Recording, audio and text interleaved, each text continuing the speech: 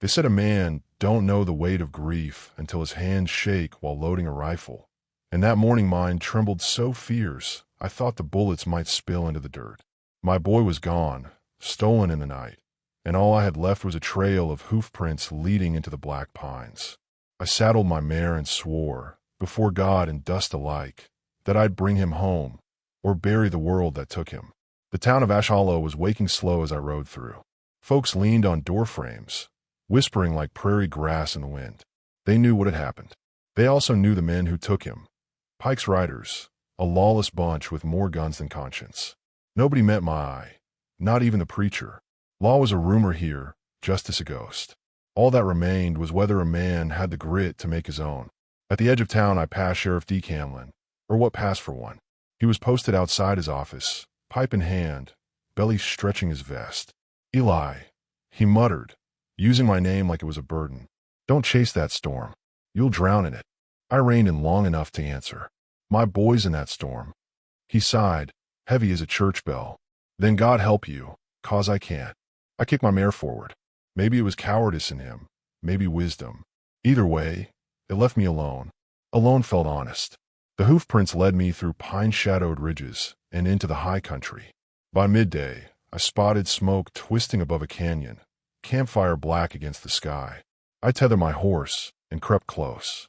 Below, Pike's Riders lounged around a fire, whiskey flowing, laughter like broken glass.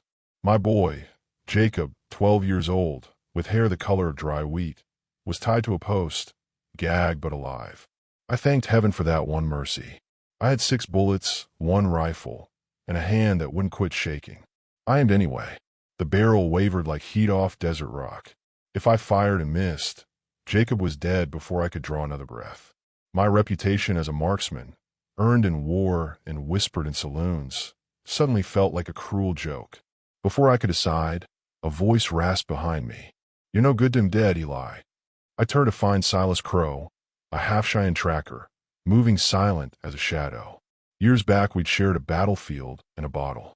Now he looked older, hair streaked with silver, but his eyes still cut sharp. "You followed me," I hissed. "Reckon somebody ought to keep you alive." He studied the camp below. "You want him back, you'll need more than bullets. You'll need patience." Patience wasn't my gift, but I swallowed the truth. Together we watched, waiting for a crack in Pike's armor. What I saw instead chilled me deeper.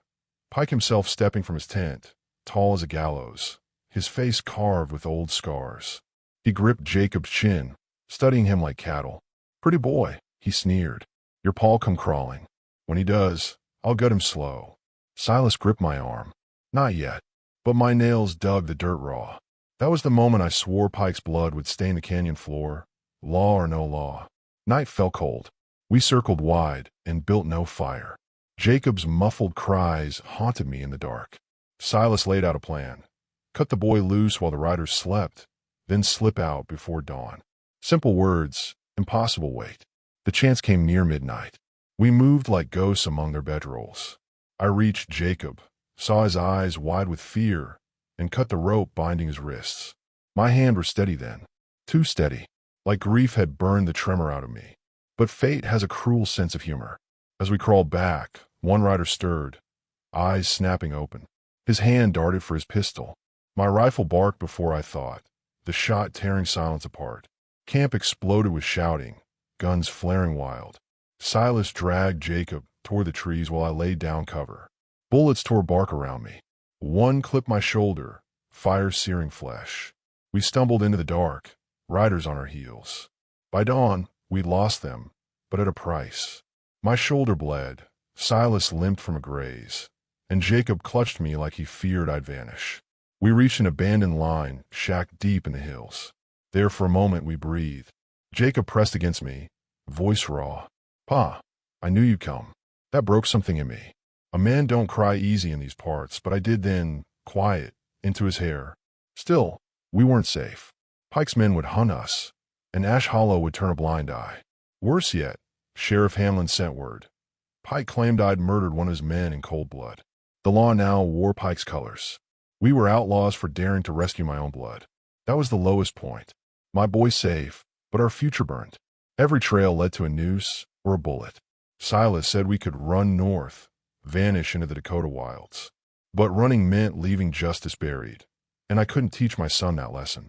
So we went back, not into Pike's camp, but into Ash Hollow.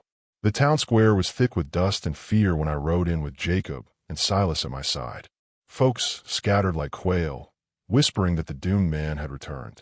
Sheriff Hanlon stood stiff, flanked by Pike's riders grinning wide. Pike himself leaned on the saloon rail, his scarred face lit with triumph. "Well, look here," he drawled.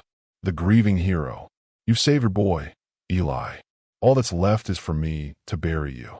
I dismounted slow, every eye on me. My voice carried steady. "You took my son. You twisted the law. Now I'm here to set it right." Hamlin puffed, hand shaking on his badge. "You killed a man, Eli. The law says." "The law." I cut him sharp. "Law's been your excuse for cowardice. Justice is what a father owes his son." Silas stepped forward then, laying a ledger on the sheriff's desk. He'd stolen it from Pike's tent that night. Records of bribes, smuggling, even the marshal's seal forged in Pike's hand. Gasps spread through the crowd. For once, the town saw the truth laid bare. Pike's grin faltered. "Lies," he spat. "No one will believe." But Hamlin did. His face went pale, the weight of cowardice too much at last. He turned to the crowd. "This town's been bought and bled long enough. Pike, you're under arrest." It should have ended there, but men like Pike don't surrender. He drew iron fast as a snake strike. I was faster. One shot rang out, clean, final.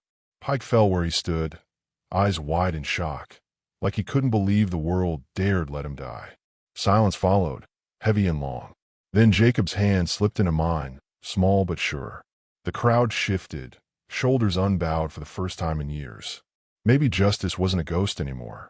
We buried Pike on the edge of the ridge, no marker but the wind. Sheriff Hamlin, to his credit, stepped down the next morning. The town asked me to wear the badge. I said no at first. I'd have my fill of burden. But Jacob looked at me with those wheat-colored eyes, steady and proud. "Huh," he said. "If good men don't wear it, bad men will." So I took it, not as a prize, but as a promise. To him, to Silas, to Ash Hollow itself. A man don't choose grief, but he can choose what grows from it. For me, it was law carved out of loss, justice born from blood. And when the sun set over Ash Hollow, painting the dust gold, I felt lighter than I had in years. Jacob laughed beside me, free. Silas smoked his pipe, quiet as ever. And I knew, for the first time since the world broke, that maybe tomorrow could be better than today. Remember this, reader, when your own night closes in. Grief may bend your back, but love will steady your hand. Justice is never given. It's taken, one trembling breath at a time.